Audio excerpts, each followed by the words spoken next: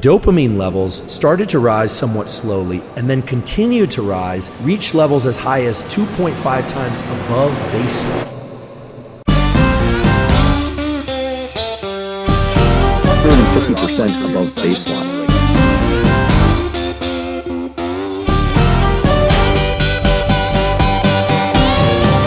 나는 궁금하면 항상 해보는 성격이다. 어느 날 유튜브에서 앤드류 테이트가 헌팅 방법을 알려주길래 직접 해보기도 했고, 유일남님이 금딸에 대해서 얘기하길래 직접 해보기도 했다. 그건 아닌 것 같아요.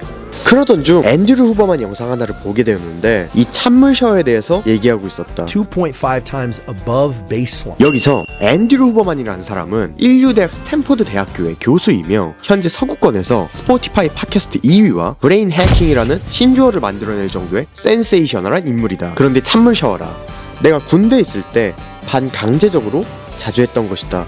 그리고 왠지 모르게 이 찬물 샤워를 한 후에 기분이 좋았다.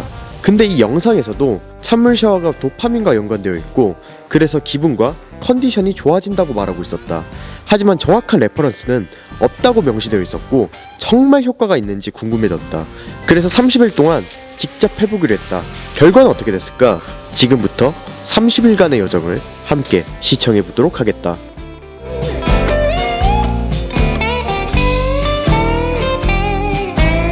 첫날 찬물 샤워를 했을 때는 정말 깜짝 놀랐다.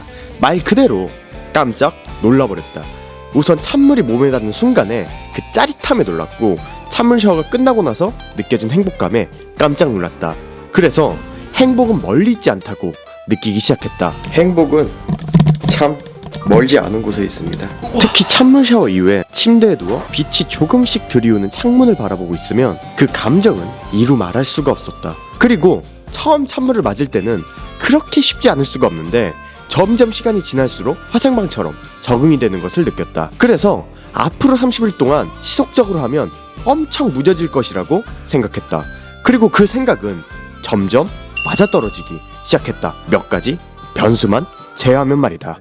여러분들 안녕하세요, 마이스입니다. 2일차고요 2일차인데 생각지도 못했던 변수가 생겼습니다. 이게 무슨 변수냐면 모든 샤워를 찬물로 해야 되잖아요. 그러다 보니까 제가 일을 갔다 오면 12시인데 그 1시에 샤워를 하니까 잠이 확 달아나. 그렇다. 찬물 샤워를 하면 도파민 레벨이 증가하는데 그걸 밤에 해버리니까 잠이 싹 달아나 버렸다. 그렇다고 해서 이미 시작한 챌린지를 그만둘 수도 없는 노릇이었다. 왜냐하면 이런 변수들을 발견하는 것이 이런 챌린지의 묘미이기 때문이다. 그래서 다음 챌린지를 할 때는 좀 더 생각하고 계획하자는 교훈을 새기며 챌린지를 계속 진행하기 시작했다. 그렇게 2일차는 지나갔고 3일차가 되었을 때는 삶의 질뿐만 아니라 수면의 질이 상당히 증가했다는 사실을 깨달았다. 나는 매일 시간 가계부라고 해서 어떤 시간에 어떤 일을 했는지 시간 단위로 기록하는데 찬물 샤워를 할 당시에 수면 시간 대비 느껴지는 피로감이 상당히 적었다. 그래서 찬물 샤워가 수면 효율성 개선에 상당히 좋다는 생각을 하며 3일차는 흘러갔다. 그 5일차와 6일차에는 찬물 샤워를 하니 마치 머리에 박하사탕을 넣은 것 같은 시원함이 느껴졌고 특히나 운동을 한 후에 찬물 샤워를 하니 더욱 이 시원함은 증폭되었다. 마치 살아있음을 느낄 수가 있었다. 이것이 도파민의 힘인가? 라는 생각이 들 정도로 삶의 질은 매우 향상되고 있었고 그렇게 큰 문제 없이 찬물 샤워는 계속되고 있었다. 그렇게 무난하게 시간은 흘러갔고 10일차가 되었을 때 한 가지 큰 문제점이 발견되었는데 그것은 바로 노폐물이었다. 결국 샤워라는 것은 어떤 것을 씻고 청결하게 하기 위한 행동인데 그러기 위해서는 따뜻한 물이 제일 효과적이다. 하지만 나는 오로지 찬물로만 샤워를 했기 때문에 뭔가 노폐물이 잘 안 씻기는 듯한 느낌이 들었다. 노폐물이 좀 안 씻기는 느낌이 듭니다. 그럼에도 불구하고 찬물 샤워는 계속되었고 이 문제는 20일차에 불거지기 시작한다. 네, 여러분들 안녕하세요, 마이스입니다. 오늘은 찬물 샤워 21차인데 여기 보시면 뭐가 좀 나기 시작해서 이거 보면 이렇게 이게 제가 봤을 때는 저번에도 얘기했지만 노폐물이 안 씻겨서 그런 것 같은데 일단 10일 하는 거니까 10일 남았으니까 계속 해보도록 하겠습니다. 그렇다. 결국 찬물 샤워는 노폐물을 씻기에는 적합하지 않은 샤워이기 때문에 피부 트러블이 생기기 시작했다. 그래서 찬물 샤워가 마냥 장점만 존재하지 않다고 깨닫기 시작했고 혈액순환 향상, 피부 개선 등 따뜻한 물로 하는 샤워도 그것만이 가지는 장점이 존재한다고 생각했다. 그래서 챌린지가 만약에 끝난다면 찬물 샤워와 따뜻한 샤워를 각자의 장점에 맞게 병행하며 진행해야겠다고 생각했다. 날은 그렇게 흘러갔고 어느덧 챌린지가 10일도 안 남은 상황에서 찬물 샤워를 하면 느껴지는 행복감이 덜해지기 시작했다. 앤디 루보만도 팟캐스트에서 언급한 내용인데 찬물 샤워가 익숙해지고 그것에 무뎌지면 도파민도 줄어든다고 얘기했는데 그와 똑같이 찬물 샤워에 어느덧 익숙해지다 보니까 21차 이후부터는 딱히 초반처럼 드라마틱한 행복감을 찬물 샤워 이후에 느낄 수는 없었다. 처음 했을 때보다 만족감이 덜한 느낌이 듭니다. 그리고 그 이후로 큰 변화 없이 날들은 흘러갔고 어느덧 챌린지 마지막 날이 되었다.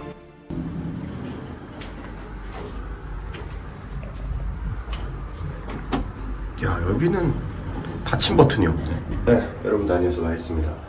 오늘은 찬물 샤워 마지막 날이고요. 아침에 찬물 샤워하고 나왔는데 마지막 날에 느끼는 소감은 확실히 한 30일 정도 하니까 이젠 찬물 샤워하는 건데 아무런 망설임 그런 게 전혀 없어요. 아무리 차가워도. 그렇고 단점은 노폐물이 잘 안 씻겨요. 찬물 샤워만 하다 보니까. 그래서 찬물 샤워랑 따뜻한 샤워는 섞어가면서 하자. 뭐든지 하나만 하면 좋지 않다.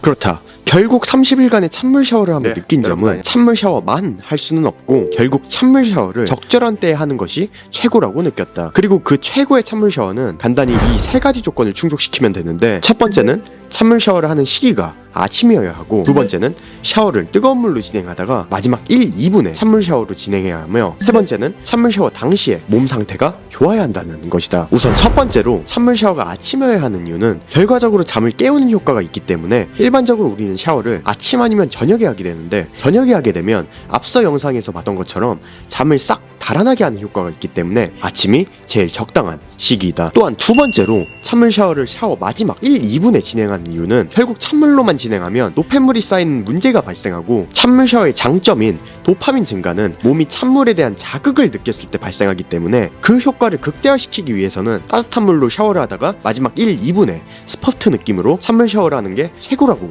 느꼈다. 마지막으로 몸 상태가 좋아야 하는 이유는 내가 30일간 챌린지를 진행하며 몸이 살짝 안 좋았던 적이 있는데 그때 찬물 샤워를 하니 다음날 바로 약한 감기에 걸려버렸기 때문에 이러한 부작용을 막기 위해서는 컨디션이 좋을 때 찬물 샤워를 진행해야 된다. 결과적으로 이번 챌린지를 하면서 찬물 샤워를 어떤 때에 적절하게 해야 되는지 깨달은 점도 있지만 가장 큰 깨달음은 내가 싫어하는 것을 해야 행복감이 후에 다가온다는 사실이었다. 찬물 샤워의 그 알 수 없는 차가움이 나한테 크게 작용할수록 찬물 샤워는 나한테 더욱 큰 만족감을 가져다 주었다. 하지만 그 차가움에 익숙해지니 더 이상 그 정도의 만족감을 느낄 수가 없었다. 인생도 마찬가지라고 생각한다. 빛도 없는 터널 속에 있다가 밖으로 나오면 정말 밖이 환하게 느껴지듯 우리는 우리에게 의도적으로 불편함을 줄 필요가 있다. 그리고 그러한 행동은 추후에 더 큰 행복감으로 보상을 줄 것이다. 여러분의 인생에서 어려운 순간에 놓이거나 좌절한 순간에 놓인다면 아니면 지금 당장이 그러한 순간이라면 이렇게 생각해보는 게 어떨까? 지금 이 순간이 나에게 만족감을 줄